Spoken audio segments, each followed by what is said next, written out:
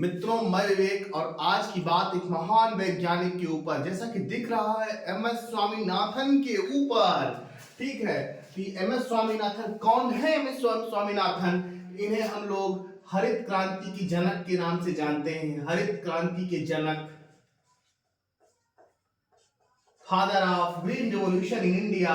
क्यों हम लोग इन्हें हरित क्रांति का जनक कहते हैं, आज हम लोग इसी पर बात करने वाले हैं। तो सबसे पहले इनके जन्म पर बात करते हैं। इनका जन्म 7 अगस्त 1925 को तमिलनाडु में हुआ था। अब हम शुरू करते हैं कि हम लोग इन्हें फादर ऑफ ग्रीन रिवॉल्यूशन क्यों कहते हैं। तो ये कहानी है 1964 की। उस समय तत्कालीन प्रधानमंत्री थे लाल बहादुर शास्त्री। देश में उस समय अन्न की मात्रा में बेहद कमी थी।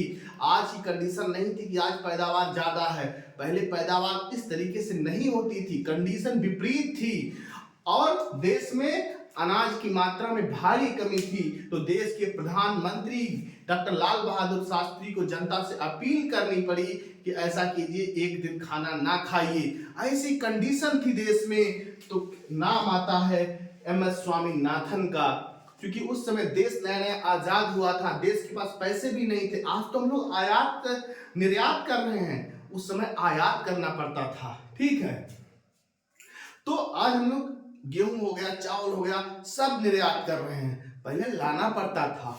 अब देखिए कहानी क्या थी, यही पूरी कहानी थी। अब 1964 में प्रधानमंत्री अपील करते हैं, ऐसी कंडीशन थी देश में। अब हरित क्रांति के जनक इनको कहा गया। इन्होंने काम क्या किया? तो सबसे पहले जैसा कि हमने बताया कि चूंकि देश में उस समय अन्न में कमी थी, अन्न की कमी थी। क्यों थी? क्योंकि हमारे पास उतनी व्यवस्थाएं नहीं थी, हम लोग को नॉलेज नहीं था कि हमको जो है कैसे इसकी उपज बढ़ानी है। एम एस स्वामीनाथन ने पढ़ाई की। हम इसीलिए कहते हैं पढ़िए, सीखिए, जानिए। जब आप पढ़ेंगे तभी तो आप जानेंगे। तो देखिए उन्होंने आज भी देखिए, आज भी आपको बताया जाता है उन्नत किस्म के बीजों का प्रयोग। आज भी चीज आपको बताई जाती है कि अच्छी क्वालिटी का भी यूज कीजिए।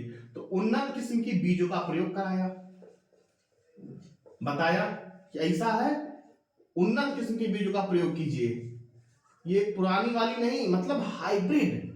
ये उस वही समय था लगभग 1965 के आसपास का। इन्होंने हाइब्रिड बीजों का प्रयोग कराया, क्योंकि उस समय जनता को ये चीजें प्राप्त ही नहीं हो पाती थी। देश के पास पैसों में कमी थी, जानकारी का अभाव था। तो इन्होंने इस पर काम किया कि जब अच्छी क्वालिटी का बीज मिलेगा, और इन बीजों पर इन्होंने दिलवाया सब्सिडी, मतलब कि छूट दिलवाया।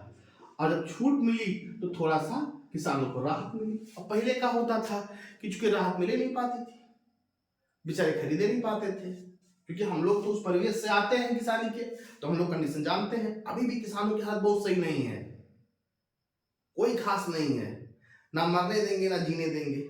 लेकिन यह है कि पहले खाने को नहीं मिलता था, अब कम से कम खाने को मिलता है। ठीक है, तो उन्नत किस्म के बीजों का प्रयोग।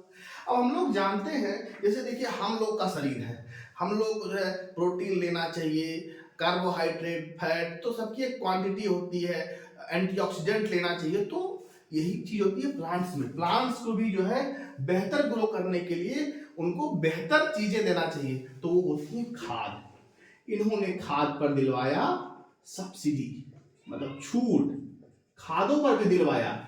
जैसे आप लोग उन्होंने यूरिया का महत्व बताया कि यूरिया डालोगे तो हाई होगा, पोटाश डालोगे तो प्लांट इस तरीके से बढ़ेगा। यूरिया, पोटाश, इन सब के बारे में बताया। अब डाया सुनते हैं, उसके बारे में बताया।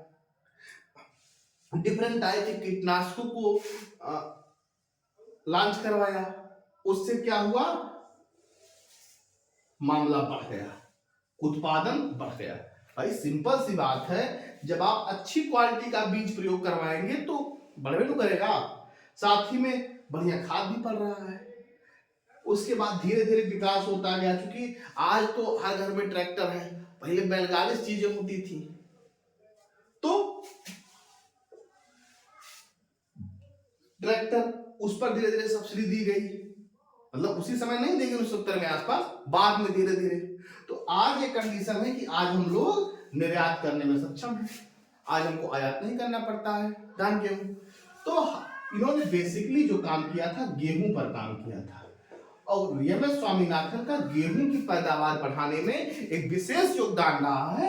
उसकी वजह ये थी कि उन्होंने उन्नत किस्म के बीजों का प्रयोग कराया, उस पर सब्सिडी दिलवाया, खाद में भी उन्होंने सब्सिडी दिलवाया, यूरिया पोटाश, और ये बताया कि कैसे हम लोगों को इसकी बुआई करनी है।